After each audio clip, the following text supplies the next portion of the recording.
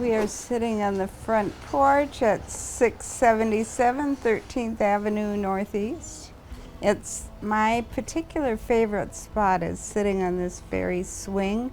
From this porch we used to watch our kids be a part of the basketball team and the football team and skateboarding and breaking arms, and we watched everything over here. Like, this is our neighborhood. We love the diversity of this neighborhood. Yeah. We're a racially diverse family, and we've had lots of people from lots of different backgrounds living here. Northeast has always been a place for new immigrants to come. And so I guess the park gives this property a really wonderful view into Northeast. In 1985, we started doing foster care, and we did foster care for 15 years for 25 kids. And because our children were multiracial, that we were adopting and foster caring, we felt that we needed to come to the city. And that one was when it was really clear for me that we were, like some are called to the mission field or whatever, our mission field was like we were called to the city. We've been here for 29 years, and we moved in 1995.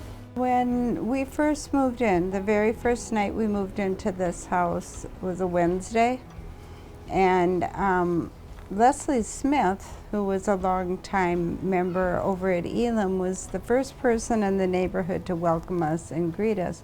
So then Leslie and I got to be friends over the years.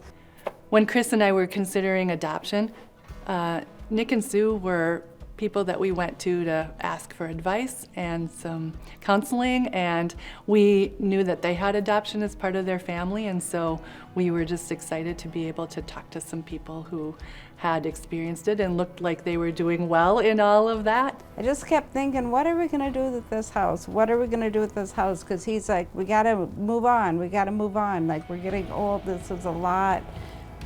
I saw Leslie over at the church one day. She was walking past. I said, "Can I talk to you for a minute?" I said, "We're thinking of selling." So then that was the start of what does God have next for this place. I took that step and said, "Leslie, help us figure out if God wants to do anything with Mill City." We're outside of 677 13th Avenue, the Good Neighbor House. So I first met Nick and Sue not too long after I moved into the neighborhood a few years ago, and I was immediately inspired by their heart for people around them and for the city. And it's been exciting to see the trust that they've showed in Mill City to consider us purchasing their home.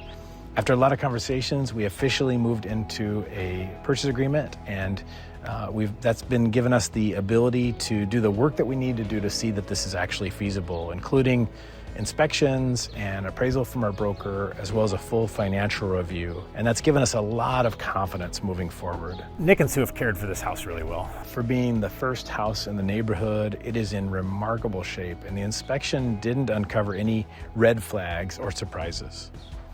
The home has 3 separate units, and if we move forward, it would continue to be used as affordable housing for our immigrant families in the neighborhood, just as it has been recently. We imagine 2 of those units serving that purpose, and the 3rd would be a home base for our Young Life team so that they would be able to live and serve right here in the neighborhood. So really, it comes down to discerning if this is what God is leading us into and whether we have the financial support to really do it well. Our goal would be to put enough down so that this is a self-sustaining project that doesn't put strain on Mill City's ministry budget for years to come. As we think about Love Logan Park and we think about the presence we have here, I think it'll be just really cool to have this be another extension of the way that we serve our neighbors and love this community well.